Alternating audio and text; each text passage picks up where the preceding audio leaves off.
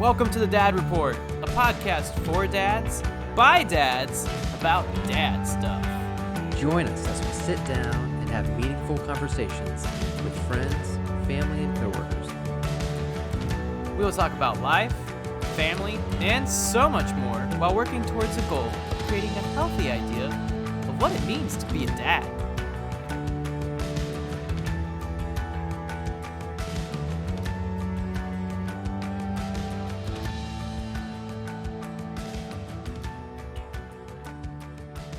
Yo. Well, hello, Justin, and hello, world. Hello, listeners. Welcome back. Hopefully you've soaked up all you could on being a unicorn from our previous two Vanderbloemen episodes. We had both the interview with Vanderbloemen, and then we had the first ever the after report. No dad flexes have come in, Chad. So listeners, if y'all got a really cool dad flex, like, a smoker inside your house, and I don't mean your grandma that lives there. I mean, like, the big green egg, a grill. I just offended somebody. We just lost a subscriber. I'm watching it happening live. Or look, the grandma just subscribed. But no, if you got a dad flex, you need to go ahead and send those my way. Our way. You can DM that to us on Instagram. You can reply. I think with Spotify, you can actually reply to the show through Spotify on the app. If you're an Apple Podcast listener, I think there's an email attached you can email us at. But yeah, Chad, how have you been? How are things? Man, things are good. So let's see. When we're recording, it's early December. And the weather's getting a little bit cool outside. And I gotta my boys are doing well. Shauna's doing well. Why not? I'll go ahead and say it. So Shauna just started a part-time job at Hope's Closet. Hey, congrats. She's loving it. She works with a lot of young girls, I believe. Okay. Well, girls, they're technically adults, but they're young. So she's really enjoying it. So she's her first job outside the house in 13 years is what she mentioned to me the other day. So Was she just bored and wanted something additional to do? so she yeah, don't think we've talked about this, but I'm gonna go ahead and lay it on you. She is not renewing her Travelmation contract. You guys are getting out of the cold. Look at Out. you. Yeah, and I will say it was a hard decision for her to make. I know she's got a Yeah. lot of community over there.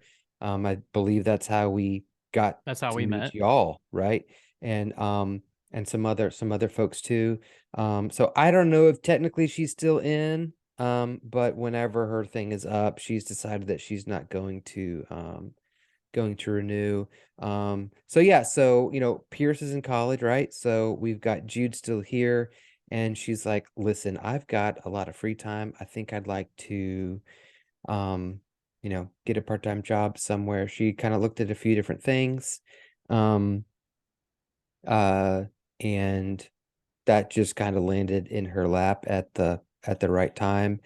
It seemed like they were looking for somebody that brought some experience, both in life and in retail and whatnot. Because I mentioned that they're mostly pretty young. So anyway, it seemed like the perfect thing for her. This is her first week. She's loving it. She's doing great. So yeah, man. Nice. So there's that. That is my people. There you Things go. going good over here. So that is the Kirk household. So Justin, over to the Killalays. Yes, all the L's. Yeah, it is it's getting cold up here. But no, we're good. So Megan is actually just started a couple weeks ago. No, started this week a internship with the church that we actually met at. And so Oh, okay. it's not a lot of extra money. She's still doing contracting with Chick-fil-A, but it is something. And she gets to intern in an environment that she's always wanted to be a part of and work with, which is the guest services team. And it was kind of cool how it turned out. She'd received another denial from Chick-fil-A staff in her inbox. She kind of threw her hands up, was like, okay, God, I don't know what it is, but I don't feel like it's Chick-fil-A. And 2 hours later, our friend Brooklyn, who runs that team at Gwinnett, emailed her and said, hey, I know this is a long shot because Justin's working at a church. And because this was about 2-3 weeks ago. You know, my current intern is stepping out, found a role. I need someone to help me out. I've been praying and talking around the staff, and your name came up.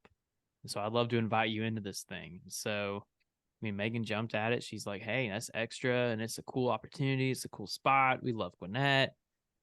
And then it worked out even more in our favor, even though they can't cover everything, and it only covers probably a third. But, I mean, I am currently unemployed as of like last week.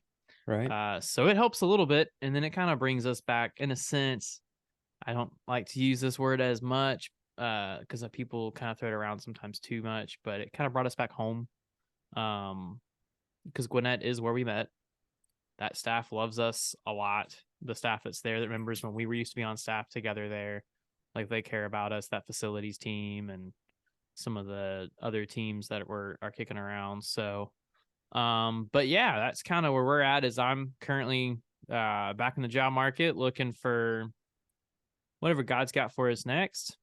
Hoping to bring in some kind of money soon of some nature, even if it's not quite, it's just some part-time. Like I'm doing some contract work with Gwinnett on their facilities team.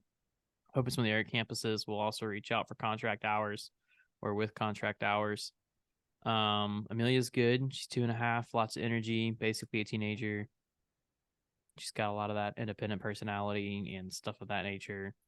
So talking back, hitting, but also like we played hide and seek today, and I learned very quickly that it is really hard to play hide and seek as an adult. There are not as many spots for me to hide as there were when I was like 7. So, but it's fun. Yes. It is fun. It is. So is she as awful at hide and seek as the typical toddler?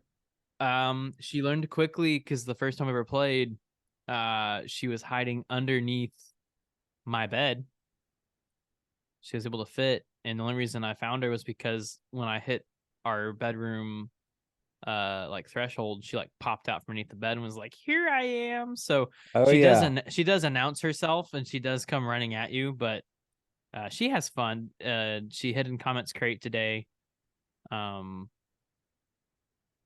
Yeah, man, it's fun. The toddler, there are moments of it that are fun. There are also moments where you're like, okay, go to bed, I'm done with you. Yeah. Oh man. Good old hide and seek with the little kids. That's a It's great fun. time. It's fun. Awesome. So, so yeah, so okay, so so you guys are back at Gwinnett then. So that must be good, especially kind of with where you're at the job thing. Is that like some good community for you guys? It is. I mean, not necessarily among the congregation, but it is at least among the staff. Like somebody on staff anonymously gave Megan some Target money for Christmas and told her like, hey, Oh and man. in the email was like, hey, we know that this is a difficult season. We'd love to help where we can. Here's to make Christmas a little bit easier, and dropped her. I mean, it was a sizable chunk. I mean, I kind of wish it was more generic so it could help go towards some other things, but at the same time, I get it. Like that's something we can put towards Christmas. And because Amelia's kind of For already shopped sure. for, I think it would help Megan and I shop for each other. And they just signed it Santa. So we don't know who it's from. We have our guesses, but I mean, we've only been back, like our first Sunday back was this past Sunday. Um, but like I've gotten some hugs, I've gotten a chance to already work some hours just contracting. But I mean, for us at least from the staff side of Gwinnett, yeah, it's definitely some community people who know us, um, and who've been championing, and will also champion wherever we go. Like I think they know that this may not be where we land, but at least for now, it's a place we can rest. Um, so yeah, it's cool. I mean, I do still have my discrepancies at times with Andy Stanley, but And I'm okay saying that. And he's got a lot of haters out there. No, man, but that is great. It's really good to hear that people are, you know, kind of stepping up and standing in the gap for you guys. That's Yeah, a great thing. that's cool. Oh, crud, the microphone changed again. Oh, Sorry, it did. listening. I'm having issues with my shirt tonight. It's plugged in. Power, and it's back to the Scarlet. Okay. All right, I'll try not to bump anything further. No Besides touchy my touchy. microphones. Yeah, I know. As long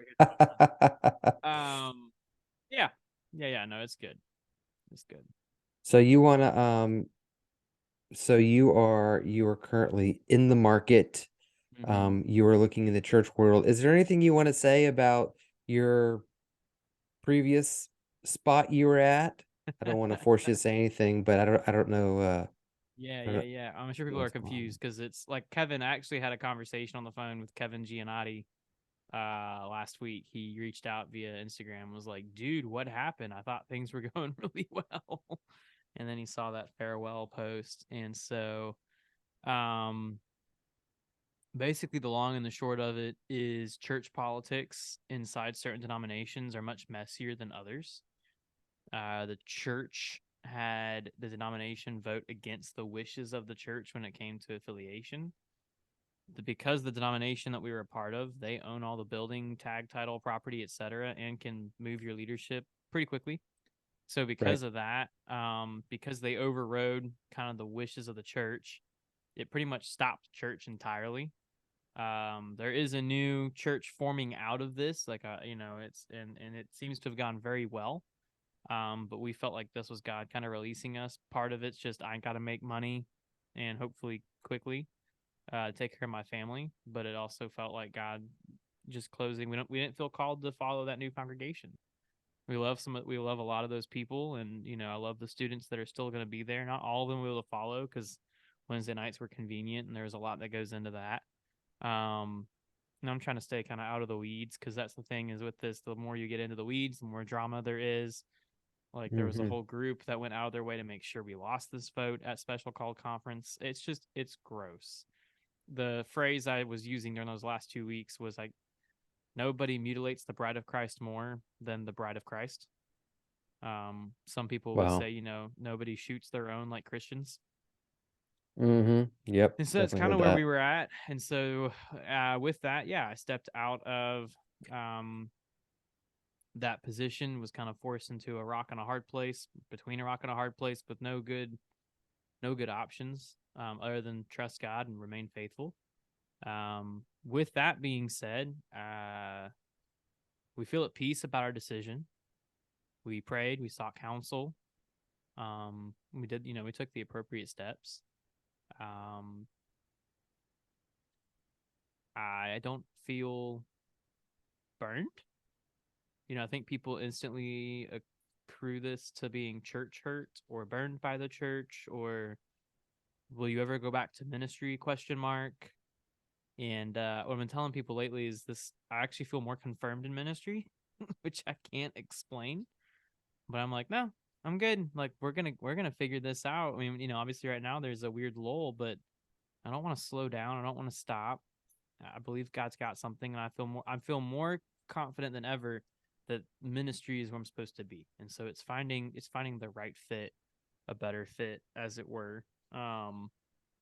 If that's what he's got, that's what he's got for us for sure. Somewhere. So I'm open-handed, very open-handed. Like initially, I don't think we were even entertaining the idea of moving, and then while there's definitely some hesitancy, it's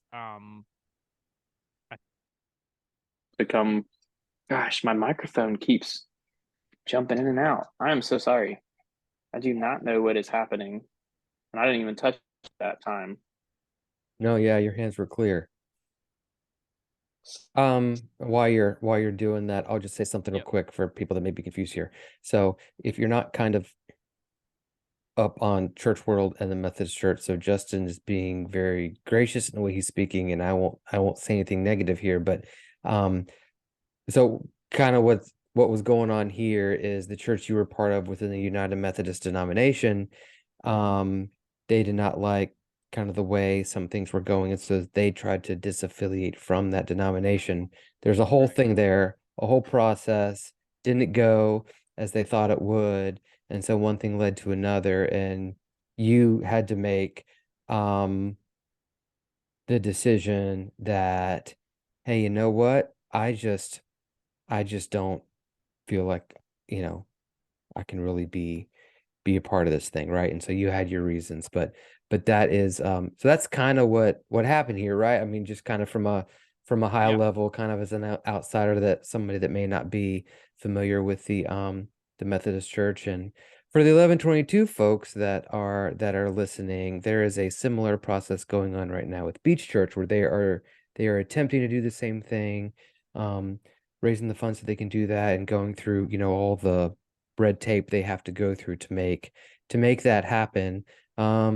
And it seems like there's a lot of churches that are doing that because they just don't agree with the direction, um, decisions that are being made, and we don't really have, I don't guess we don't have to go too far into that, but just in case Yeah. someone's like, wait, what is this? What's going on here? Yeah. So just You're yeah, good. just some Yeah, clarification. that's pretty much what happened. So yeah, for people that have more questions, we could take their episode and really dig into where the UMC's headed. Um, or you can just go Google it. Either way, I don't agree with the direction it's headed. But at this rate, after watching them eat their young, I'm also probably not going to touch anything Methodist ever. I don't care if you're United. I don't care if you're Global. I don't care if you're Wesleyan. I'm not even saying against Wesleyan's doctrines and theology. I just didn't have a good experience watching it from the corporate. I didn't work the corporate level, but I watched it and it was gross. Um, I think that's kind of why Joey likes his non-denom. I think that's why a lot of non-denom churches like being non-denom. Anyway, that being said, so yeah, we are just got a thumbs up. I guess that was you, Chad. No idea how I did that. I am not on my typical setup tonight. I've got this like loaner laptop, and I guess I did a thumbs up. All right. You did. I mean, I saw it, All right, but listeners, viewers, you're gonna help me take the dog outside. Well, I'm gonna sit right here. I have the door open. I'll probably yell at him in about 2 minutes, or he'll come just back inside use because it's cold. we'll just use this as a plug for the video version. Yep, You could have seen one of our latest guests put dinner in the oven. that's right. And you just saw Justin let the dog out. That's So right. I opened a door. Um, so I don't know where that leaves me in my story, but basically, yeah, open-handed. yeah, My last day on staff was last Thursday. Wasn't able to tell students how that was going down really until that last Wednesday. Got my own opinions and whatnot, but I get it from the standpoint of they're launching a whole new church. There's a lot of yeah, details and behind the scenes, and it's just again in none of that's on any one person other than the conference made this so messy that it's just a mess, and it's just gross, and like the staff, we're all saddened by how this shook out. So this is where we're at. um Friday night, Thursday night. Well, Thursday night was hard. Megan sat down and crunched numbers and tried to figure out what we would need to kind of survive, and it wasn't great. Numbers are a big deal to her from a financial standpoint. That financial security, it can be really scary. Friday night got really bad.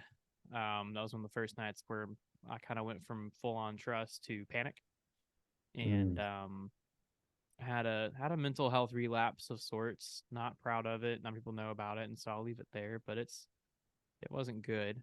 Um, okay, now the cool thing about this season, and this is where I kind of hope we could get a little bit tonight, is especially for dads out there. This is one of those things as men trying, when you're even if you're not the sole breadwinner, it means a lot when you're bringing something in. But if you're a yeah, person of faith, like this is one of the first times I've ever had to really be truly open-handed. Usually I've got the next thing lined up as I step out of something else. This is one of the right. first times where I'm stepping into it like, okay, God, I got nothing. I have no leads outside of a few conversations, but nothing is even close to being concrete for a while. And just very open-handed, very trusting. I have told people, and because this is true, I am actually excited about this, which is weird because I'm excited to see what God's going to do to where I can look back and go, only God. That wasn't me. It wasn't because of talent. And something that I pulled off out of a hat. Like, I want to be able to take this story and say, man, if you ever doubted God, here's a miracle in motion, right? Here's where he provided. Here's where he cared for us. Here's where he lined the next thing up, and it was a good thing. I'm summoning the dog with his remote. Here he comes. Come on, Comet. Good Lord. Our dogs are So- going rogue tonight, man. I don't know if you heard mine going crazy I just now. cannot, thankfully. He's dodging Praise me. God. There you go. Inside you come. Now go lay down and chew on your bone. Our listeners just got all the fun things. So, with that being said, so what's cool, and I wanted to share this part for sure, because I mean, Chad, you've seen some of these. I sent a screenshot, but I really wanted to share the full realm of like the way God's just at least proving He's gonna be faithful, even if nothing has come. And I get it. There's been no money yet, so you know, I get where there can be some fear, but one of the cool things as I step into this season is there is a massive network of people that I'm now connected to. I honestly don't even know how I was able to be a part of this outside of God's grace. So part of this is just I have local youth pastor friends in the area who are keeping their ear to the ground. One of whom's at a local church, and he's been wanting to hire like a second guy on his staff to basically be a middle school pastor. He's only 6 months into the role, but he is starting conversations. He's trying to sell the vision and get a job description. He's hoping to have some of that up by like next week. So there might be an opportunity there. And he technically had put that on my radar a few months ago. And out of respect for where I was at, even though I knew this could go south, I was like, hey, I appreciate it. I'm not saying no, but I'm also not saying yes right now. And then his life got busy, my life got busy, and it was all good. Yeah. One of the other cool things that happened is there is a cohort, so I'm going to shout them out. And actually, we probably owe those guys at least a chance to come on the show at some point. There is a cohort of pastors and student pastors called G6 Allies. And they found me through a youth group Facebook group that I was or a youth pastors Facebook group that I was a part of. I'm a sucker for free curriculum, even if I never use it. Like unashamedly, I find it takes more time for me to edit curriculum than it is just to write my own. But I'm still going to gather up everything because should I get a cold or throw up vehemently and need to like pass off something to volunteers, I can easily put together, hey, here's a series, volunteers, here's the script, take it, run. You know, there's, or should I decide, hey, you know what this actually has? Yeah, litter box comment. Sorry, y'all, it's raw tonight. Go lay down. Go. Eating cat turds. I have it blocked with a chair too. Man, all dogs, man. They love them. He just needs to go sit down and chill out. But they found me a few like maybe 5 to 6 weeks ago out of the blue. Like he was like, hey, I got this free curriculum, and then he was like, hey, let's set up a phone call. And so we called and chatted, and I mean, me and this guy's name is Ian, we like instantly hit it off. Like I was like, I told him over the phone, I was like, man, you're one of those people that I feel like we're just gonna be friends. Like there's something in the way you talk. He's one of those don't mind cussing a little bit on the phone. Some people get freak out over that. But listen, go look up what Scubulon, look up all of the variety of severity that Greek word means, and you're gonna be like, oh, the Apostle Paul also cussed. Okay. If you know what that's in reference to, I'll teach you later. Just text me. But basically, like we were instantly hit, and he was like, hey, I would love to invite you to join our cohort, which is just it's a bunch of student pastors who are getting together. Ironically, a bunch of them are here in Georgia. There's a few that are not. But they get together and they go through like, what's your why? They share resources. They're building community. They're a support group. And I was like, man, that sounds awesome, but like I can't pay you. And he's like, it comes out of your church budget. And I was like, bro, I don't have a clarified church budget. Again, separate conversation, different red flag. And I was like, maybe next year. And he's like, tell you what, you just jump in and hang with us, and should you ever get to a point you can pay for it, you do that. Okay. Cool. So I did. And then 3 weeks later, I'm without a job. And these guys have not only stayed in touch, kept me in the cohort, they're also got their ears to the ground and they're looking for jobs for me. They're listening for jobs for me. They want to keep connecting with me. They've invited my family and I to come down to a D now happening by one of the guys in the cohort. And they're like, hey, if you're still unemployed, we'll help cover expenses. Like, they just sent my wife. There's a whole part of this cohort that's just ministry wives caring for other pastors' wives. And they just sent Megan a care package. Megan was floored. And so there's That's cool, man. just the way they've just poured out, and I'm like, this is so like, I've never had that. This was part of that, I think, was confirming this calling where it's like, no longer is it me just being like, oh, I kind of have the title pastor, but now it's more like, nope, God's called me to do this. I don't necessarily have to have a title for it to be the thing that I'm called to. And it's a weird experience to be in, especially because I'm like, I'm not actively teaching scripture anywhere outside of myself and reading it with Amelia. Which is cute. She calls the Bible that I use when we read at night Dada's book, which it's just my beat up NASB, which I love. And it's funny that I'm reading the NASB to her because it's such a thick. I mean, well, I used to think it was hard to understand, and now that I'm older, I'm like, I like it more, but I don't know. That could be my maturity. Anyway, so I got that cohort. I've got ears on the ground, so there's that connection. This past Sunday, and Chad, you've seen this screenshot. Somebody found my resume. They must have somewhere because I got a text in my inbox out or my messages, my phone out of the blue, and it's this lengthy thing where he's like, "Hey, I'm looking for somebody to be a student pastor at this church, and here's kind of what we're about." And literally in this first text to me, they're like, "Hey, we think you might be the man," and I'm like, "That's a bold, that is a bold claim to put in a message to a stranger." When And you, so I texted him back, was like, hey, thanks for reaching out. And, it's an honor to think that I might be your guy. I said, I'd love to hear more about why you think this is the case. right. And he texted me back in 3-paragraph chunks. Y'all, I'm not kidding. The first one was this podcast. And he was like, hey, this shows that you're a visionary. It shows you're a self-starter. It showed something else. And first of all, y'all, I don't think anybody, like, I use it to tell people that I have a podcast. It's like, I talked to one guy this morning. He's like, I didn't even know you had one. And we're like friends. And I'm like, it's okay. Like, it's tied to my social media. And even then we don't talk about it much. So they talked about the podcast. He found some of my teaching samples and he was like, man, the way you yelled back at one of your students, he's like, at first I was taken aback. And then I was like, wait, no, that shows the connection. He goes, you can't fake that. And then there was something else that he went on about. And it was just cool because I'd never seen anybody do that.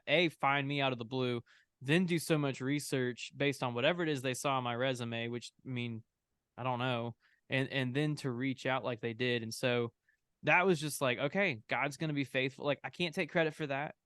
Like, that's all God. We did have a phone call today. I figured I need to at least honor the fact that this man took so much time to prepare and to be prepared to look into me. And so we did have a phone conversation today, but that's in Stewart, Florida. That's south, man. It is. I actually had to look up exactly where that is. Lots of golf But courses. yeah. Yeah.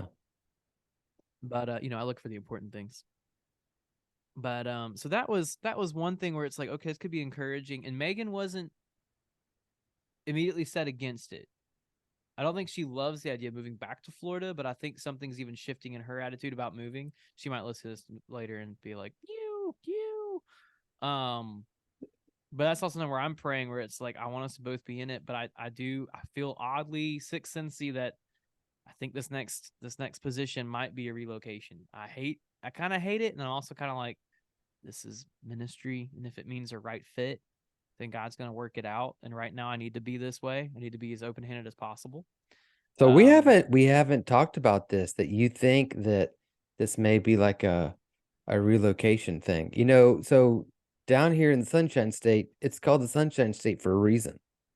Yeah. The place you're in, there's sun up here. It's funny, you're in. You're laughing. Yeah. Whoa. Okay. Ooh. This is peppermint tea. Okay. No, but so my brother moved up there for a couple years, and he's like, "Hey, do you know what they call this place? They call this place the Northwest of the Southeast." He's like, "That's because it rains every day." He's like, "No, everyone's like, every day, but everyone's like, can. yeah, did you know? No, you didn't tell me that." So, yeah, today, December, the high was like 67 degrees. Yeah, Didn't you just thumbs up me again. Whoever's I, watching this video back is getting a hoot. dude, I did not even touch the keyboard. You don't know how to work a Mac, and it's cracking me up. Well, I know you have to touch the keyboard, and I'm not doing it. Something's up. That's odd. There's a ghost in the Um, system. so So yeah, that happened. That conversation. Ironically, my grandpa was chatting with me, and his church up in Tennessee, who just built, apparently, the way he puts it, $1 million facility, and then he gets all huffy puffy. I love my grandpa, but he gets all, they're running off the old people. The old people got the money, and they're putting all the money in the young people who don't have the money. And then he turns around and he's like, "Oh, by the way, they're hiring a middle school guy." So I joked to him. I was like, "Hey, if I get that, I'm recruiting you to lead sixth grade boys." And he goes, "You turned out fine." I told him, I was like, "Grandpa, you can't spank other people's kids anymore." Um, but I actually did throw an application in there. All I got back today was that they had received it and that they're gonna consider and hopefully be in touch soon. I do hope they give me a fair shake to at least have a conversation. I know they're more Baptists, so coming from the UMC background, they may freak out. Um, but I do hope that at least, just tell them where you really come from. All right. the IFB, they'd love that. I used to be a King James Fighting Fundy. Good Lord. Now I don't know what I am. People are like, "You Calvinist?" I don't know. Could be. That's a joke. I got another joke for you here in a little bit. Oh my gosh. But no, I threw an application in there. Hope I get a chance to actually talk with him, send him some teaching samples. But that could be cool. I love Tennessee. Megan would much rather move to Tennessee than back to Florida. Sorry, guys. I'm hurt. And then this morning I went to my local coffee shop. I've talked about them before, I think. Phoenix Roasters. They're also a ministry. They're also a series of house churches. And the CEO was in. He's seen me there before, and so we're chatting, catching up. And ironically, I don't even know how he knew to ask this, but he's like, "Yeah, you in here to get some work done?" And I was like, "Well, actually, I'm unemployed." And he's like, "Oh," and he knew I was in ministry, and so we talked a little bit, and I just gave him the flyover, like, "Hey, church politics, church split, UMC nonsense." And he's like, "Man," because he used to be a youth pastor back in the day, and he's like, "Man, there's just such a need for youth pastors that have a conservative lean." And he's like, "Tell you what, shoot me your resume. I still got people, and I'll keep an ear out and share it around if I can." And I was like, "Oh, okay." And then I got a text from him while I was still sitting in the coffee shop, and he invited me. I guess he and some of the other Phoenix community pastors are getting together tomorrow. By the time this recording comes out, this have already passed, but to pray. And he's like, "Hey, come join us. We want to pray over you." And I'm talking like, this is Nice. just the most wild interactions. Like, you can't write this, you can't make this stuff up. Like, the way these connections, like the fact that the amount of time I've spent in Phoenix, primarily meeting students and volunteers, and I made one friend who's also he works behind the scenes at Phoenix, but it's not the CEO. But the way this all just works, so that they know parts of my story, and then the way they care, because I got a text from my friend, his name is Ray, who we occasionally sit out by the fire pit and chat, the Lord and what God's doing, and just pray for each other. But he texted me today, and he's like, "Hey man, somebody else on Phoenix's staff who I don't know," he said, he and Brian, the CEO, he said, they sent your resume to a guy up in Clarksville. He said there's a church looking for a youth pastor up there. And then Ray sent me this text right after. He goes, "Man, I got a feeling that you're about to get hit up a lot." And that is kind of the vibe I'm getting right now, is this strange, like, I think all of a sudden, it's, instead of it me being scrapping looking for a student position, I got to feel me put in a place where I have to make a decision between student positions, which makes me a little bit nervous. I like it when God's really clear and he's like, this one door. Yeah. But yeah, man. So that's just been some of the cool stuff that I've seen God doing. A few of the jokes that have come out of this process is, one, I had the privilege to teach at a buddy's youth fall retreat back in October, and the guy that leads worship there, it works for a church up here in the area, and I had messaged him early on and was like, hey, so I was told to look for work. You guys hiring? And he's like, yeah. And he's like, now remember, we're Assemblies of God. And Megan was like, no new denominations. And I'm like, but I gotta catch them all. I mean, I'm not a Pokemon fan, but I thought it was pretty funny. I'm like, maybe it's like a ministry passport kind of deal. Like I want to, and they're contemporary, but they are AG, so they are a little more charismatic, which I mean, I'm fine with. Let's go Holy Spirit, right? And then another joking moment out of this is one of the last days in the office, I received an email at my work email from a church over here in Dalton, which is the carpet capital of the world, apparently. It's an evangelical Presbyterian church. I don't know what that means. But they were like, hey, I've got a friend inside the UMC or previously inside. We heard about your church losing the vote. We don't know what your plans are, but if you're interested, we're about to lose our guy. We need to hire someone. I can see the job description. And so I was texting. I got 2 Presby friends who I keep in a group chat, and I call it 2 Calvinists and a 3-pointer walk into a bar. Because again, remember, I don't know what I am. They'll tell you that I am a closeted or not identifying Calvinist, which I love. I think it's so funny because at this rate, I really don't care. Like y'all, Curious Calvinist. If you're gonna get bent over your soteriology, at the end of the day, it's Jesus who saves. And I actually think the 2 complement each other. The 2 primary views. I think they're supposed to work in tandem, not be opposed. But here we are again, back to the whole Christians shoot their own wounded. But they, I sent them the job. I sent them the email I got, and was also asking questions about the EPC. One of my Presby friends was like, wow, they're like the next train stop till you're full blown liberal. He's like, now some are really good. He's like, but it's kind of hard to know. And then he goes, man, if you take that job, they have to change the name of this group chat. And 3 Calvinists doesn't have the same ring to it. So it's been fun. It's been definitely exciting. I mean, you got to think, since it last week, Monday, I've now had 2 churches already reach out in some regard. Again, none of this is promised. None of these are open. I need to actually reach back out to the one in Dalton and be like, hey, appreciate you reaching out to me. But, I think at this time we're moving on back to Megan kind of being like, hey, no new denominations. And there's like nothing in Dalton. Like I don't feel a connection or a draw to that one. But that's my story. And I know that's kind of like, I think to the secular, because I was trying to figure out how to explain this to friends Saturday. And I was like, man, it's a secular world. This doesn't make sense. It seems stupid to be open-handed. But I think like to those of faith, like this is what it means to surrender. This is what it is to literally be like, everything I have is yours, Lord. And so I'm trusting you. And it is scary to trust that. Like, don't mishear me. There are definitely days I wake up, I'm like, man, if God's not real, I am screwing the pooch. But on the other hand, I'm like, and yet he is real and he is good and he loves his kids. And so just having these small moments, like with that one staff member giving Megan, a generous sum on a gift card to help cover Christmas, the care package she got from that cohort. While none of that stuff is right now meeting bills, it is taking care of other needs or things we'd spend money on, so that way bills do still get met this month. One of the guys that I called in the time of counsel, I'll try to figure out my next step.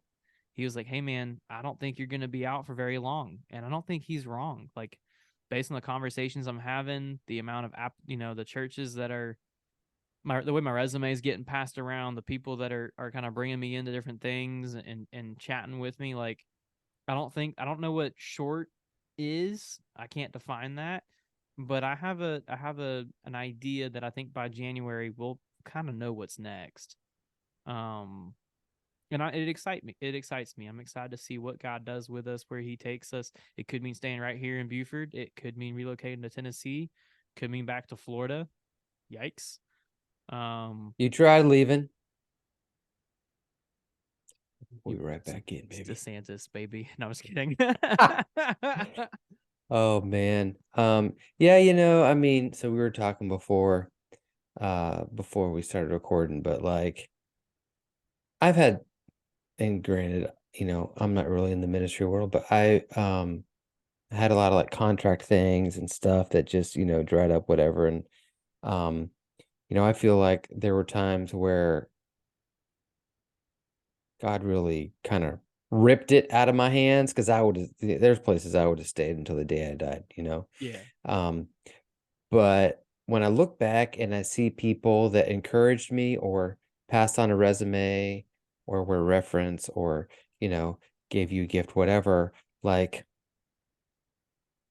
that stuff was so invaluable because it really just encouraged me and made me feel like, okay, you know what?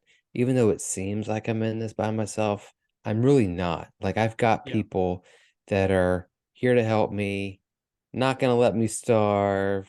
You know what I mean? Like if push really comes to shove, like there's people that are really gonna have my back and they're really for me and that kind of stuff. And so and it seems like, you seem really excited when you talk about this stuff.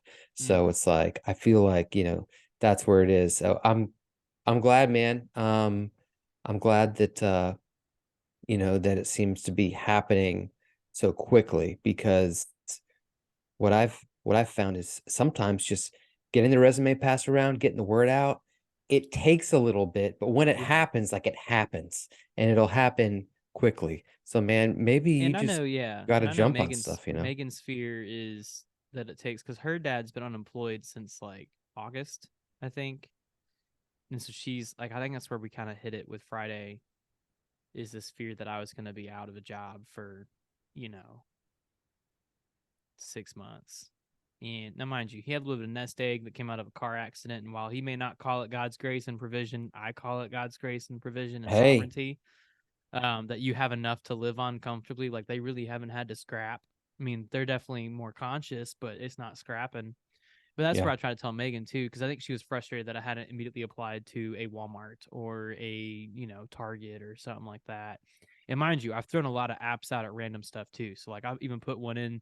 So I've got 3 into some private schools around here. I know it doesn't mean a classroom right now, but it might mean one in the spring or subbing. Um, I technically need to go back and finish the county sub training because, good lord, they're paying like 130 a day for subs, which is outlandish. But hey, it's money, and I just haven't had the time because I've been in a lot of phone calls or I've been, working some other things, trying to figure out, because I think I'd rather run the route of like let's go through my connections first and exhaust them. But I've put apps out there. I've put apps into some remote like data input jobs. Today I put an application into a remote transcribing job where I listen to audio and type it up. It's not glamorous. I'm not even sure I'd be that good at it, but it said entry level, and I'm like, you know what? I transcribed one thing once at Cummer when I was down there at the museum in Jacksonville, so I know I've done it before. I mean, I was a historian or as a history major, so I know I can type and write.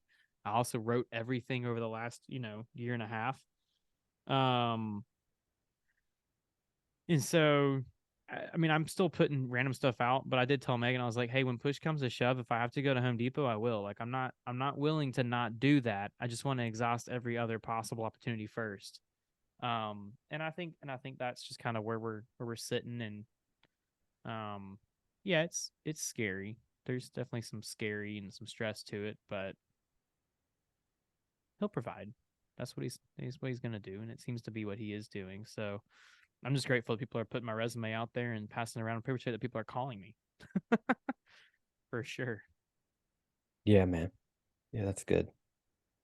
I mean, are there any questions you've got that you think might be helpful to listeners after that? Or should we go ahead and kind of tease what we're thinking we might head next and then jump off of this thing? You really covered a lot of it. Like, one of the things that I really tried to do and failed miserably, but one of the things that I really tried to do, um, when I was, suddenly unemployed, um, when my kids were kind of old enough and were paying attention, is Mm-hmm. I really tried to handle it well and talk about, God's gonna provide, he wasn't surprised, um, all of these things. And man, that was so hard, so hard. And another thing that we mentioned earlier, I think it was before we started recording, is just that, that even though the job we have is not really our identity, um, one of the things that God created us to do is to work. Like that part is part of our identity. So, Yeah. that and that's tough when you're just out there running it down. And so one thing I think that's real that you really have going for you though is that um it's funny. They say that even though it doesn't feel like it, that the economy is actually doing fairly well right now. Gas just jumped 20 cents overnight because our Georgia gas tax Bro, exemption just gas ended. is jumping all the time. I hate gas, Although but I'll never drive electric. gas up in Georgia is crazy. It's Like bad. It's bad. y'all will get some kind of a thing, and it's like I'm driving to dadgum Woodbine because I can get 30 cents off a gallon or some junk Yeah. like that. No, but seriously, man, we went up to the retreat center and So that's just over the border. It's not even that.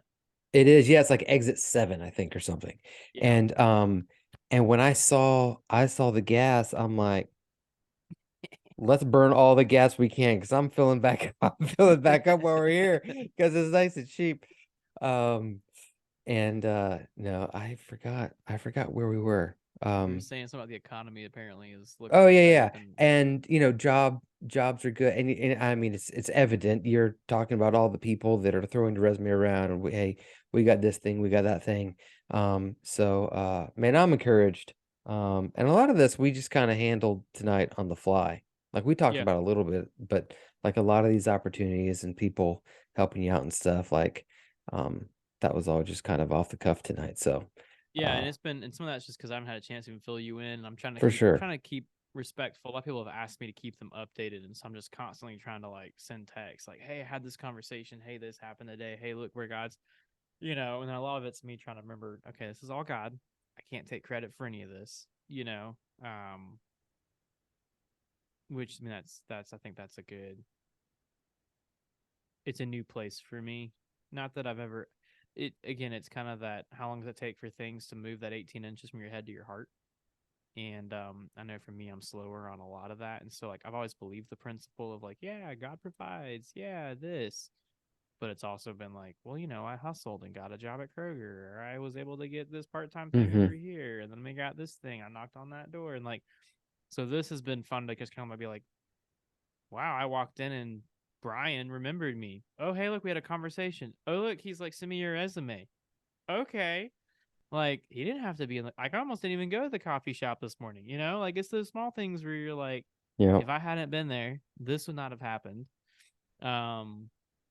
So I'm glad to hear. I mean, again, I say I'm excited tonight, even that emotion could change.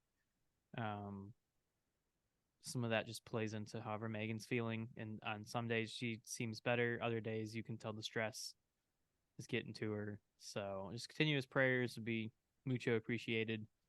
But yeah, hopeful for the future and all that jazz. Nice. So you had asked the question of did we want to kind of talk a little bit about where we were going? So you wanna put yourself on the hook? I'll put myself on the hook, but you're gonna help me write this. I'm gonna actually make you work a little bit. Yeah, so if you're listening to the Dad Report and you've been following us for a minute, you know that we're pretty faith-based, and I would say season 3's probably been our heaviest so far. And so here's what we're gonna do is we want to take time and more or less have a Bible study with you, with each other, but invite you into it. And what we're going to do is we're going to try and find examples of dads in the Bible. And I say try and find, it won't be hard. Noah was a dad. Abraham was a dad. David was a dad. Adam was a dad. And we're just going to kind of open scripture up on camera over the microphone. We're going to read it. And then we're going to look at how can we learn something from these dads in the Bible? How were they used? Were they redeemed? Was there a curse in there that we need to look out for? But I think something that we haven't done yet that I think would be cool to do is take the Dad Report to Scripture, because we're both two guys who believe in the gospel and believe that scripture is God's breathed word. And if he made sure dads were included in it, then he's got a purpose for it. And so what is it like for us to go to scripture and then maybe, ask questions of it and wrestle with it as dads looking at Bible dads, rad dad Bible dudes? I don't know. But yeah, so I think over the next couple of weeks, next couple of episodes, we're going to start diving into that as like a series. And I hope you guys will tune back in for that. Hope you'll invite your friends to it. If you're like, hey, I'm new to Bible study, this is a great way to learn. Because, a lot of it, Chad and I will be kind of learning. We've done Bible study, but this will be a new way of approaching it, I'm sure, for the both of us. But I think it's going to be really good. I think it's going to be hopefully God honoring. I think it's something he kind of just laid on my heart. I shared with Chad earlier, and we're also in this season with the dad report right now where we're down to throw spaghetti at a wall and see if paint comes out. So, this is going to be good. Did I sell it, Chad? Did I do a good job? Yeah, man, this is good. This was all your idea. In fact, I think I tried to poke a few holes in it, and You did. I'm in. Let's be honest. There's some not great dads in the Bible. Some not great let's dads just in say. humanity either. Yeah, So I think that's part of what makes it worth talking about is, not a whole lot has changed, right? No. And yet God still uses them. And yet he does. So there's an encouragement there. Yeah. Yeah, man, I'm in. I'm down. So we'll get to work on that. Reverend Killalay is going to be throwing down some words, mate. That'll be fun. Don't call me Reverend, though. I don't ever want to be called a Reverend. I don't know why. I just don't. That's just goofy to me. I say Reverend, or like the good Reverend or whatever, because it's not something that it's not used. Like I think I know one person that has the title Reverend. Technically, my previous pastor had the title Reverend. I think it comes really? I think that comes out of the UMC though. Now I do use my bad. So, too soon. So Raul, no, you're good. So Raul, who was on the show last season, season 2, I do because it goes RR. Whenever I call him, I'll be like Reverend Raul. So that's always fun for me to do to him because he is an ordained pastor with a North Point, and I'll be like Reverend Raul because it's just funny. But yeah, man. So that's what we got coming out of the pipeline. If you haven't listened to our William Vanderbloemen episode, definitely go back and listen to that. Leave us a dad flex. What's something awesome that you're up to, and we're excited to see where the future of the podcast goes. Maybe a Christmas themed dad flex. I don't know what that would be. Ooh, yes. Like, tell you what, listeners, challenge you, and maybe we clip this. We put this on social media. So listeners, here's my challenge to you. I want to hear, if you're a dad specific, okay? If you're a dad and a husband, I want to hear the greatest surprise gift you've ever gotten your wife. I'll leave it there because I know, while technically I should say Christmas, that makes it hard. Some of y'all surprised them outside of Christmas, so I'll give you that grace. Greatest surprise gift you ever got your wife or the mother of your children. Hopefully they're the same person, but there's grace for all stories. So nice. I may have to darken the doorway of social media to answer to this one. Ooh. It's gonna be good. It's gonna be good. Well, Let's Chad, do it. It's been good chatting with you. Thanks for listening to my story. And hey, Justin. Yeah, Justin, real quick. So, why does Snoop Dogg carry an umbrella? Why does Snoop Dogg carry an umbrella? If I don't know his songs, am I gonna miss this joke? What drizzle? And on that note, Justin, it's been good. Thank you all for listening. We will catch you next time. This dad report is closed.